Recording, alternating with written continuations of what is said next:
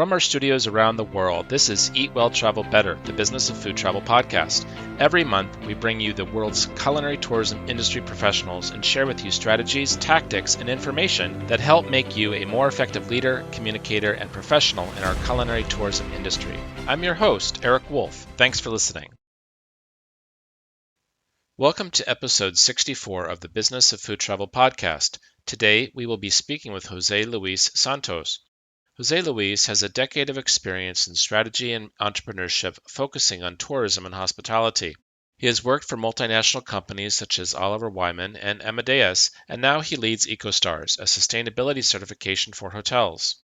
Within one short year, EcoStars has become the most popular hotel sustainability certification across Europe. Similar to EcoStars, its sister EcoFoodies certification covers sustainability certification for restaurants and food service outlets. Here's our conversation with Jose Luis. Jose Luis, it's a pleasure to speak with you again. You're a partner of our association with your EcoStars program and EcoFoodies, and I think you're a fascinating person. I really admire what you're doing. So welcome to the Business of Food Travel podcast. Thank you very much for the invitation, Eric, and for the very nice words. It's my pleasure. I think that your story of how you got interested in doing what you do is very interesting. You started the EcoStars program, which is your ecological hotel rating. You've branched out into EcoFoodies to certify restaurants. But I think it's your story of what really inspired this with the foie gras. And I think that our listeners would really like to hear that story. Would you share it with us? Yeah, foie gras is one of the axes that we touch at EcoFoodies, which, as you mentioned, is a certification for restaurants.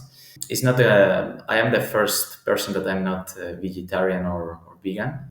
Personally, I don't eat foie gras since I think it's 10 or 15 years ago, since I discovered how foie gras is produced. If I was a politician, my aim was not to forbid foie gras. It's just a decision from everybody that is going to eat that product to decide if they take it or not. In our case, I think, and my viewpoint is that foie gras cannot be considered a sustainable food. It's probably a very tasty food, but it cannot be considered a sustainable food, taking into account the process, which probably in terms of animal welfare is not the most human one or the most human production food, right? And that's why we decided to ban not only foie gras but any food production that involves animal forced feeding, which is the case of foie gras, and hence any restaurant or any hotel that has adhered to EcoFoodies is banned from serving foie gras. How did your passion for animal welfare, how did that translate into the company that you run today? I have always been very sensitive to that topic. I have always loved dogs, and I have always loved nature. For instance, and this is a small comment, we don't ban, how do you call it, caza, hunting food. For instance, we consider that hunting food is or hunting meat is more sustainable than meats that are produced in more factory type processes, right? So, for instance, hunting is not something that we ban, but something that we incentivize, right? And this is an example of probably things that may sound not very congruent, but in our viewpoint are, and we are open for discussion on this. In terms of my personal life, I have always been very sensitive to the animal welfare and to the sustainability topic, right? So when we started EcoStars and we saw the need of covering also the food access, this was one of the parts. The three parts that are structured in EcoFood standards are environmental impact, animal welfare, and human health. And yeah, I think animal welfare is something important because I would say it's one of the few things that differentiate humans from the rest of the animals, right? We have, in my viewpoint, and this I'm going to speak only personally, I think we have the right of eating some other animals because this is our nature. But taking into account that we are humans, intelligence is one of our characteristics, and compassion is one of the other characteristics that we have, and most or all the other animals do not have. Compassion means understanding that there are also other animals in the world, and we must take care of them, not as some other animals do, or in a bad way, but understanding that they also have a life and they also have certain, not of course very far from those that we humans have, but they have certain rights that we need to respect. And having that in mind, in my point of view, makes us more humans. And how long have you been doing this for? Well, EcoStars started at 2021, more or less, and EcoFoodies started a few months ago, so I would say beginning of 2022, has been going forward for the last year, more or less. Okay. And what were you doing before? Before EcoStars, I used to work mainly in strategy and entrepreneurship. After my finishing my studies, in which I studied law and economics, I created a first startup that was sold 2 years after the creation. Then I worked for a consultancy company called Oliver Wyman, in which I had, is very relevant to this post or to this conversation. I had the pleasure to travel all around the world, and I lived in Latin America. I lived in Middle East, having a chance also to take advantage of the amazing food that is done in those regions. And after that, I worked for Amadeus, which is probably one of the most of the biggest travel companies worldwide. So my experience has been mainly focused on strategy and travel, I would say. After that, I created EcoStars, and that has been my life for the last year and a half. We'll continue our interview in just a moment. The World Food Travel Association is the world's leading authority on food and beverage tourism. Founded in 2001, each year we serve a community of over 100,000 professionals in more than 150 countries. Proud of your culinary tourism accomplishments and looking for recognition? Consider applying for our Global Culinary Travel Awards program. Applications open every March 1. Annual winners are announced every September. Visit worldfoodtravel.org to learn more and get started. It's better to be the boss, right, than to work for other people. Yes and no.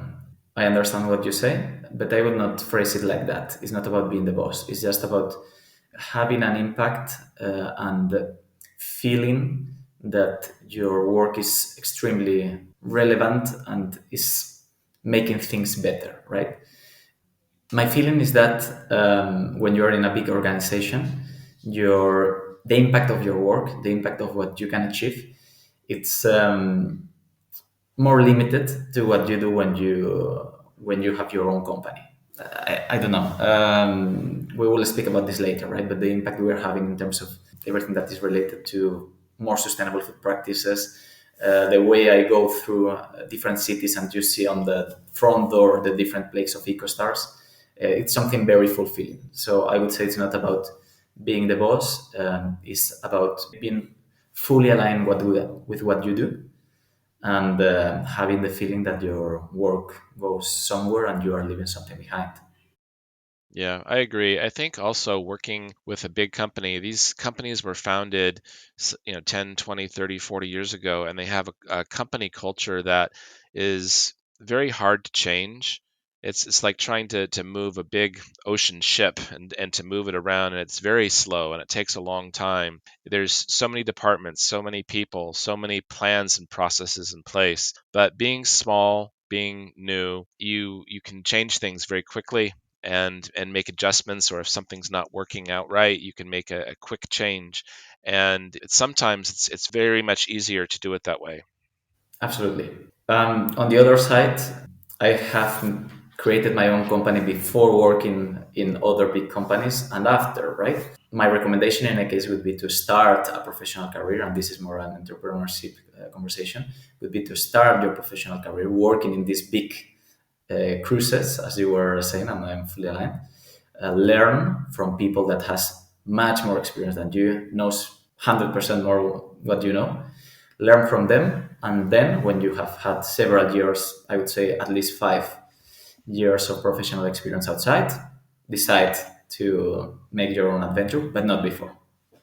Yeah, I agree with you. When I lived in Portland, we did some pitches to the Oregon Angel Fund, so for angel investors, and I couldn't believe how many people there were that had really good ideas but no business experience. And like you said, you need to work for other company, gain that experience, learn from people who have more industry knowledge or life experience than you. And a lot of these people would be pitching and they just really didn't have a clue. And it was terrible because some of them had really good ideas. But I think the angel investors knew that they could not invest in them just because they didn't know how to run anything. And that is very understandable.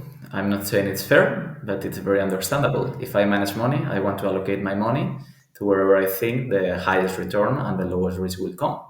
And I think everybody would agree that the risk is lower when somebody that is leading the company has a larger professional experience. So we need to understand all the positions, and the investor position is one of them.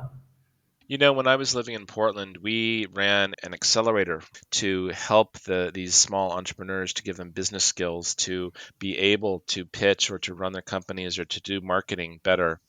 And then I ended up moving. So that was the end of the accelerator.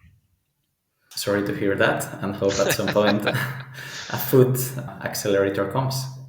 Yeah, well, there were other people or organizations doing that as well. There was the Food Innovation Center in Portland, which was very well known and respected for the work they do. They worked more with things like trying to help a food entrepreneur improve recipes or to upscale a recipe. So you make a batch of salsa at home, right? Or a seasoning mix. How do you scale that up for a production of 10,000 or 100,000 pieces? So they help them with things like that or labeling requirements. And we were more on the business strategy and marketing side. So I'm sure someone stepped in to fill those shoes after I left. Yeah, and taking into account the cross in which World Food Travel Association works, which is food and travel, probably food is, I don't know if the largest, but some of the largest parts of expenditure and importance from any human in the world. And travel is probably and increasing the access in which, in terms of leisure, people is expending more and more percentage of their share of wallet. So food and travel are two winning industries in my point of view, and being on this intersection, also in terms of investing, probably it will gain increased interest. Speaking of travel, I was reading in your biography that you lived in Saudi Arabia, and we do work in Saudi Arabia. Tell us about that experience, because that is not a country that a lot of people can say that they have lived in. Definitely not. And in the last years, they are starting to open, but not too much time ago. I lived there in 2017. It was a very close country. Right now, they have a Formula One race. They are starting to have very important football matches. They have signed Cristiano Ronaldo. Tourism is expanding there. But this didn't used to be 6 years ago. The country I met and the country I lived in then, it's very different. And probably it has been, probably in the last 6 years, Spain has changed very few, United States has changed very few, China has changed a lot. Saudi Arabia is arguably the country that has changed the most in the last 6 years. My experience was very positive, especially in terms of open-minded. I worked there. I did a project for Oliver Wyman, and we worked a lot for the government in terms of consulting. And my feeling is that I have been a different person before and after going to Saudi Arabia, because there are many things you see and you don't agree with. Everybody knows that things are done differently there from what we do in Europe or America or other parts of the world. I mean, but they are a special niche in terms of several things. I mean, cultural, I mean, political, I mean, in terms of gender and these type of things. They have a different mindset, right? But when you live there, you understand that, among other things, if you look backward 500 or 1000 years, they were more advanced at that point in all these access that I have mentioned than we were at that time. In my viewpoint, right now we are more advanced than them on these type of things. But we have been in the world for the last, it's like something like 20,000 years or something like that, depending on when you take that human race begins. But Egyptians have been here for the last 5 or 6 thousand years, right? So Hmm. human history is pretty wide. And you don't only need to look at the history for the last 10, 20, or 80 years in the Second World War. You need to look beyond. And this is a cycle. At some points, we have been more developed in terms of social than some others, and this is very normal. And it's not fair to judge a country in which you don't know, you have not been there, or you don't know their culture, or you have not been born there. If I had been born in Saudi Arabia, I would think differently than if I have been born in Spain or any other country. So my experience there allowed me to, in my point of view, have a broader and more open mind, respect more, and understand that the European or Occidental viewpoint only to apply to everything in the world is, I think, not correct. That's excellent advice, and I agree with you 100%. When I was there, I was there in March of this year, and I was there for Formula One. But actually, I came for a meeting, and Formula One was happening at the same time. So they very nicely got tickets for us to Formula One, which was very, very special, very different, very exciting, very loud as well. I've never been Yeah. to a car race before, but very interesting. I had a similar experience. There was a an art exhibit in the next to the airport at Jeddah, and it's called the Islamic Arts Biennale, and it's taking place for this entire year. And we'll put the link to it in the show notes. But it was an exhibit that celebrated the different arts from the Islamic world and specifically Saudi Arabia over the past, I don't know, 1500 years. And they did have some things that dated from the year, about 7 or 800 AD in the Christian calendar. And I remember I had the same impact that the advancement of the arts and of mathematics and of chemistry and things like this were 1500 years ago were so advanced, and then all of a sudden Europe came and Europe took over the world and the Middle East was forgotten about. And I think that the European mindset or approach has been very dominant, and we have forgotten that other parts of the world, and before the Middle East, it was China that was the leader in things like medicine and so on. We forget all of this, that it's not the European way is not the latest, it's not the best, it is just one version of what's happening in history. And being in that art exhibit really reminded me that every culture on earth has an important contribution to make, and like you said, we have to be respectful. And it was truly fascinating to see and be reminded of the accomplishments of that culture over the past 1500 years. Absolutely, and not only in terms of culture. We can also talk about religion. Islam religion has been very criticized for the last terrible things that have happened in the world for the last 20, 30, 40 years, in which I think most of the world can agree that some are terrible.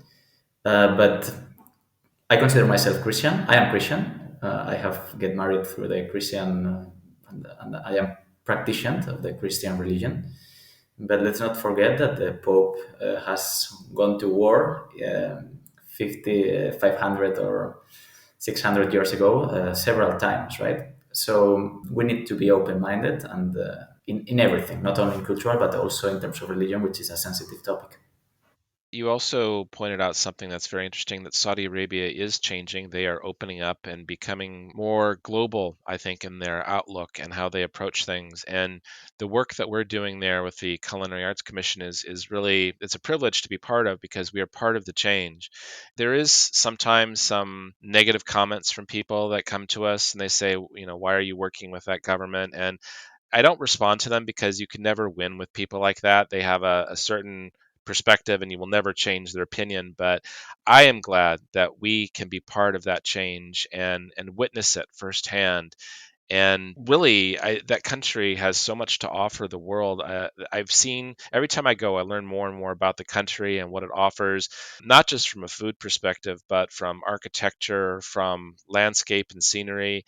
They have some striking places that I think people would love, and especially food lovers. Let's talk about food.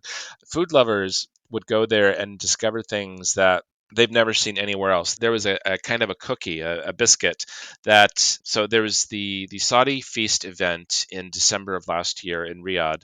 They showed the making of these biscuits, and apparently this biscuit is from the northern part of Saudi Arabia, which it also carries over into southern Iraq. And the cookie is like a pocket, so it's almost like an empanada. To put it into the Spanish culture context, but it's round, and it has pressed with a design on the top of it, and then it's slightly sweet. So you have things like cardamom, bitter lemon, maybe some cinnamon, and it becomes like a paste. And they put that inside, and it's hot, and they give it to you right there. They're making it on the fire. I've never had anything like that in my life. It was amazing. I didn't have the chance to taste that cookie, or at least I don't recall. Unfortunately, when I lived it was in Riyadh, I ate a lot of international food. I used to, as I was mentioning, work for a government, lived in a hotel, be involved in a very international team that was developed a consulting work there. So, and probably this was a mistake. We focused too much on international cuisine and not on Saudi Arabian cuisine, which we tasted several times. And we went to different places in which you know that the way you eat, not only what you eat, but also the way you eat, is different. Is different there. You were talking about the north. I used to visit, and I recommend for everybody that has gone to Petra in Jordan. I would recommend to also go to Madain Saleh in Saudi Arabia, which is in the north, and it's also a kind of a city built by the Nabateans, the same people that constructed. Well, it's not constructed. Actually, it does not apply construction because it's not a construction. It's in the middle of the. It's carved in the mountain. The same people that carved in the mountain Jordan, which is, as you very well know, one of the seven wonders of the world. Hmm. So Saudi Arabia, in terms of food, in terms of visiting different places, I would also say that diving in the Red Sea is probably one of the best places in the world, right? Not many people know this. Not many people are interested on this. I think decreasing percentages still has the judgment that you were mentioning before. So for me, the recommendation is to open to that country. As everybody, to be honest, is opening to Dubai. Probably 20 years ago, people were saying the same about Dubai that right now they say about Saudi Arabia. And now everybody wants to go to Dubai, or I have that feeling. Yeah. You said something very interesting that when you were in Riyadh, that you ate a lot of international cuisine. And I experienced that a little bit when I was there in Saudi Arabia on each trip. Although that's changing, I think they're starting to really push Saudi cuisine more through the Culinary Arts Commission. But we see this a lot in other countries where Western cuisines, whether it's Italian or French or I don't know, even really almost anything European, and then if you wanted to maybe add in Thai and Vietnamese and Japanese, any of those are considered acceptable. They're considered popular. If you want to impress someone, you take them to a European restaurant. And a lot of times people are even embarrassed of their local cuisine. They think it's not good enough, that foreigners wouldn't be interested in it. And it's exactly the opposite. Of course we would be. But how do you convince people? Let's say that you're traveling in a small province somewhere in Latin America, and you say that you want to try the local food, and they say, "Oh, no, no, no, no, no, we're going to take you to an Italian restaurant." What would you say to them? How would you convince them that no, you want to experience that real authentic local food? I would say that we have five senses, and somebody thinks that we only have one or two, which is the view and the hearing, right? But we have five senses, and traveling is about enjoying the five senses. If you reject eating, which is tasting, which is extremely important in my point of view, I don't imagine traveling without tasting the local food. Even if I go to a country that has not a, I mean, if somebody goes to Peru, what I like the most is to drink in a cusqueña. If I go to any country, I like to taste the drink and the food of that country because it's part of the experience. It tastes better when you are there and you are having what is produced there and what is part of the culture. Also, if we talk about sustainability, which is the main reason why you have invited me here today, if we talk about sustainability, it's much more sustainable to eat the local food because it has a lower CO2 footprint. And you are Yeah. also supporting the local communities that are living and working there and making stronger the small businesses and the people that they are living there, right? If we move everything to international, if we only visit Marriott hotels or Hilton hotels or Accor hotels, and if we only eat Italian, Mexican, Japanese, European, and American food, well, the world will be the same, and probably tourism will tend to die because we are going somewhere to know somewhere, to discover somewhere, and to have different experience to those that we live in our own country. If we are going to do the same, then we stay in our home, which is more comfortable and more convenient, right? So traveling is about tasting the local food. Sometimes we work with tourism offices and they always want to promote their list of 180 cuisines. They say, oh, we have immigrants from every country in the world, and you can get Uzbekistan food and Nepali food and Bolivian food. And I want to say to them, that's not the attraction. I'm not coming to Spain, for example, to have Chinese food or French food. I'm not going to have Italian food in Korea, which actually I did have, and that was an odd experience. As a tourism office, you should promote your own food first. It's the authenticity, it's the local culture, and as you said, it's the sustainability impact as well of not having to fly in products. It's interesting. We had a chef from Ghana in Africa, and she was talking about how sometimes she can't get supplies and she has to import them from places like France. Then, of course, think about the manufacturing a product in France, shipping it back to Africa. It's just mind-boggling to think about how much time and money is spent on sending products around the world, or even worse, taking a product from a country like Indonesia or Ghana, so coffee from Indonesia, chocolate or cocoa beans from Ghana, shipping it elsewhere, like to Belgium, to process, and then shipping it back to those countries. That makes no sense to me. It does not. In any case, this is not something binary. This is not black or white because globalization is part of our life and has many positive things. But when you take it to the extreme, indeed, it makes no sense in terms of culture and in terms of sustainability and everything is so fully aligned. Do you think it's changing with consumers? Do you think people are realizing this? Because if you talk to a chef in a restaurant, or if you talk to a food or beverage manager at a hotel, they're going to say, "Oh, well, our guests they want the Western foods. They want a British breakfast or an American breakfast." I remember I was on the island of Fiji in the Pacific. We were out watching the dancing, and I ordered a beer. And he said, "Do you want Heineken or Budweiser?" And I said, I don't want either. I want a Fijian beer. And he said, well, we don't have any Fijian beers. I said, you must make beer on Fiji. I'm sure you do. And he goes, well, yes, of course we have a brewery, but we don't sell it here because our customers want Heineken or Budweiser. And I ended the conversation there because I didn't want to have an argument with the guy, but I wanted to say, how do you know your customers don't want Fijian beer? Have you ever sold it? Have you ever said all we have is Fijian beer, or why don't you try the Fijian beer, right? What would you say to a food and beverage manner that argues with you that the customers is always right, that we must have Western breakfasts, for example?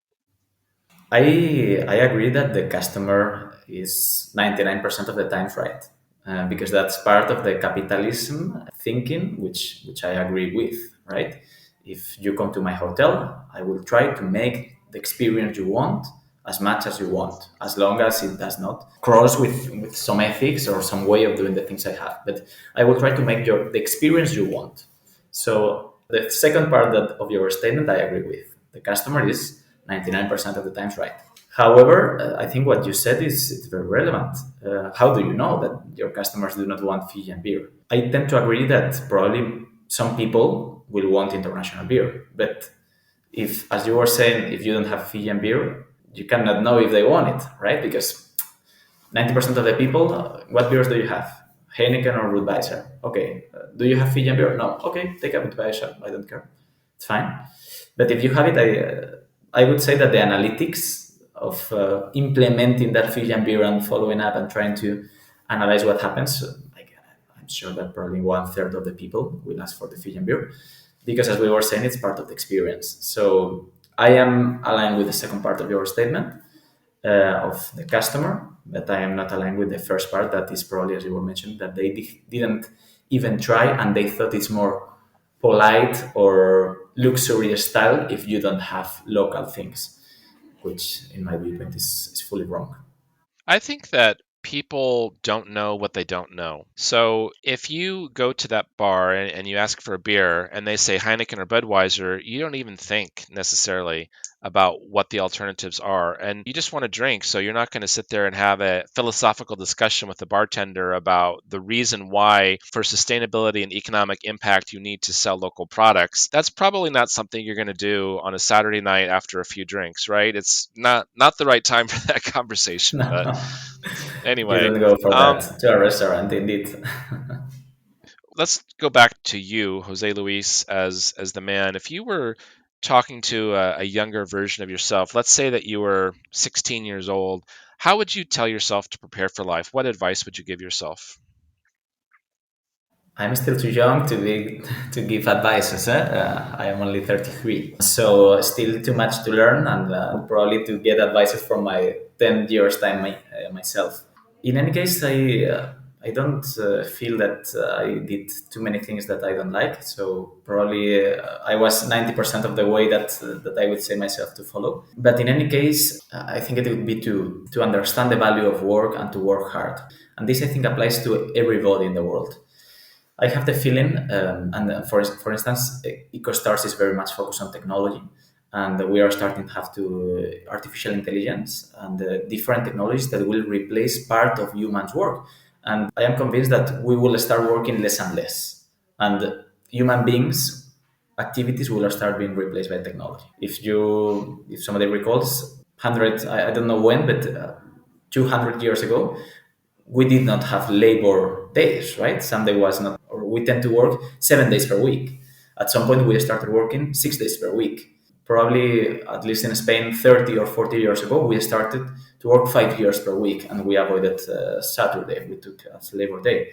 Right now, most people do not work in Friday afternoons. At some point, I think we will start not working on Fridays or on Thursdays if you are talking about the Arab world that we spoke before. So we are working less and less because of technology, among other things, because of technology and because of social development. But we must understand that working is part of what builds you as a person. And trying to make things easier, trying to escape from commitments, trying to not give your best every time and be ambitious, I think is a trap. So to my younger myself, which I probably took this trap and tried to avoid working hard when at some points that I could take this decision, I would just advise on being ambitious, being hardworking, because I have the feeling that until certain extent, the people that works more is happier. The people that do not work have too much spare time and is not happy. So decide what you like and put all your best and all your effort and all your work towards working with that. I agree. That's great advice. Work builds character. So we need to start thinking about finishing here. But before we do, is there a quote or quotation that you love, maybe one from you or one from someone else that inspires you from day to day? I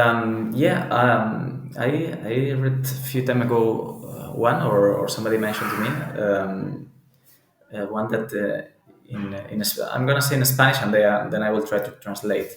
But it's something like estamos en la tierra como un préstamo a nuestros hijos, no como una herencia a nuestros padres, ¿no? This in English should be something like we are on earth as a loan from our sons, not like a hair from our fathers, right? So I like the feeling of look, all of us that we are hearing this are gonna die at some point, and Earth will continue without us. Even if I die right now, Earth will continue and everything will be the same, right? I think it's very interesting to think that we don't own and we are not allowed to do whatever we want with our planet because it's on loan to our sons. And thinking that you own it, you are, and probably you have the right on our society, but not the moral right of throwing something and say, this is my right, or cutting a tree because I mean we need to cut trees as human because it's part of our but doing things and saying look I live on this planet and nobody bans me from doing this in my point of view it's much more beautiful to think that the planet where we live whatever we have it's temporary our time here and it's beautiful to think it's something that sons will participate on it and then the sons of our sons so taking care of everything that we enjoy today, it's much more beautiful than having the feeling of this is mine and I have the right to destroy or negatively impact. In my point of view, makes you a happier, better, more congruent person, and I don't know, going to bed every day a bit with a better feeling. So what we enjoy today is gift from Earth. We're on loan from Earth, and it's a privilege what we have, and people need to remember that, I think, is the takeaway that I'm hearing. Yes, and that's what at EcoStars we aim to do, right? Empowering hotels and restaurants and incentivizing them about taking sustainability not as the most important thing, because that's a wrong message in my point of view, but probably as the third or fourth more important thing to have in mind on their hotels and their restaurants. And trying that those people and those businesses that have that in mind, our aim is to incentivize people to know that and to visit that and to spend their money there so that they are rewarded for that commitment towards sustainability. Well, we really respect what you do there at EcoStars and EcoFoodies, and we hope to give you more support in the future. We'll certainly put a link to those programs in the show notes so people can have a look at those as well. And we encourage everyone to go. And if people do own or work for a hotel or a restaurant, we would encourage them to have a look at your programs because I think they're really first class. They're really set. They're in a league by their own. They set a precedent that I think the rest of the world could learn from. So kudos to you for everything that you do, and thank you for being on the show today. Thank you for the invitation, Eric. That's it for this episode of the Eat Well Travel Better podcast. This episode is brought to you by the World Food Travel Association and its Global Culinary Travel Awards program.